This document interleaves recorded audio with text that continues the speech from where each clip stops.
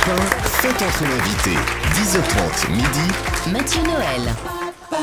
Je sens, cher Mathieu, que ce matin, face à Gérard Jugnot, vous êtes partagé entre admiration et ressentiment. En effet, Michel. Admiration d'abord, car je suis un grand fan des films de Gérard. Comme tout le monde, j'ai ri devant Les Bronzés, j'ai pleuré devant Monsieur Batignolles, devant Rose et Noir. J'ai pleuré aussi, mais malgré tout, au fond de moi, je ne vous ai jamais pardonné. Car tout est votre faute, Gérard.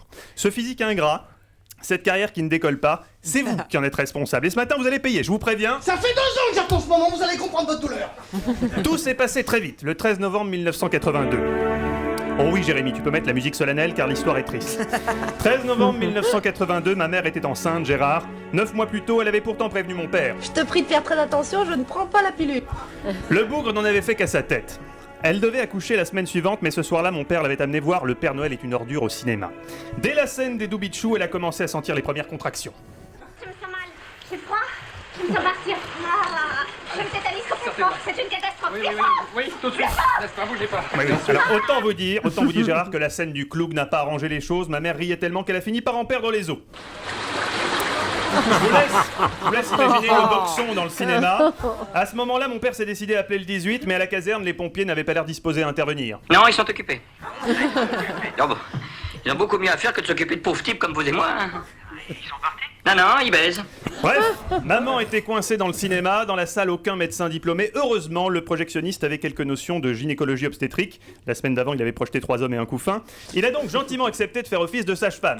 Vous pouviez faire levier. Je pourrais peut-être arriver à glisser un doigt. Quelques spectateurs, émus par la situation, ont décidé de lui prêter main forte. Mon père, tétanisé, assistait impuissant à la scène. Il va dans l'autre sens. Passez-moi les forceps, je vais peut-être pouvoir l'extraire du côlon. Par où on passe? Par voie rectale. J'apporte le lubrifiant. Pas le temps de lubrifier. On a toujours le temps de lubrifier. On a toujours le temps de lubrifier, c'est une des leçons que j'ai retenues de ce sinistre épisode, car malheureusement, alors que le projectionniste et ses assistants avaient presque réussi à m'extraire délicatement, un événement vint précipiter l'accouchement. La scène où Gérard Jugnot explose le pied du travesti. Mais là, c'est la grosse conne. C'en était trop pour ma pauvre mère qui n'a pu réprimer un rire guttural qui entraîna aussitôt mon expulsion prématurée.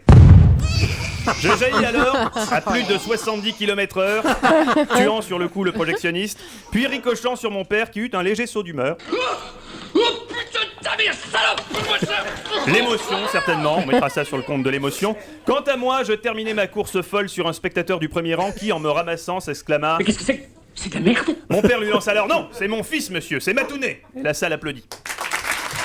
Plus tard, Ici aussi, plus tard, à l'hôpital, le médecin de garde expliquera à mon père que j'avais eu beaucoup de chance de m'en sortir, Michel. En m'examinant, il fera également cette observation anatomique lourde de conséquences pour la suite. Vous avez vu ? Il a qu'une couille.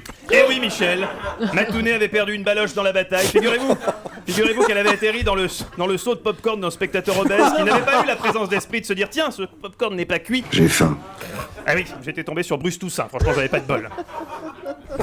Mais Mathieu, tout est bien qui finit bien. Non, Michel, tout n'est pas bien qui finit bien, car croyez-moi, 32 points de suture au front chez un nourrisson, ça laisse des traces. Des tocs, précisément. Aujourd'hui, dès que je suis stressé, particulièrement quand je suis dans l'intimité avec une femme, ma glotte se contracte, mon larynx rétrécit, et au lieu de dire « Chérie, si on passait au salon », je dis Est-ce que tu as remarqué qu'en changeant 5 « Non, lettres c'est pas ça que je dis, sinon j'aurais vraiment une voix très très aiguë. » C'est ça que j'ai dit.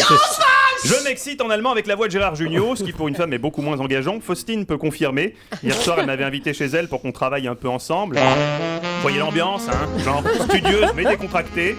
Bon, je l'ai aidé à rédiger son papier, elle m'a aidé à rédiger le mien. Est-ce que tu as remarqué qu'en changeant 5 lettres à Coca, ça fait chatte? Bref, j'avais envie de lui dire, Faustine, ne précipitons pas les choses entre nous, c'est plus qu'une basse histoire sexuelle. Malheureusement, à la place, j'ai dit... J'ai dit en face. Et je me suis pris une belle claque. Morale de l'histoire à destination des femmes enceintes. Mesdames, attention au fou rire. Si vous êtes sur le point d'accoucher, surtout ne regardez jamais un film du Splendide. Ou alors Les Bronzés 3 à la rigueur. Merci Mathieu Noël. Voilà, c'était pour Gérard Jugnot.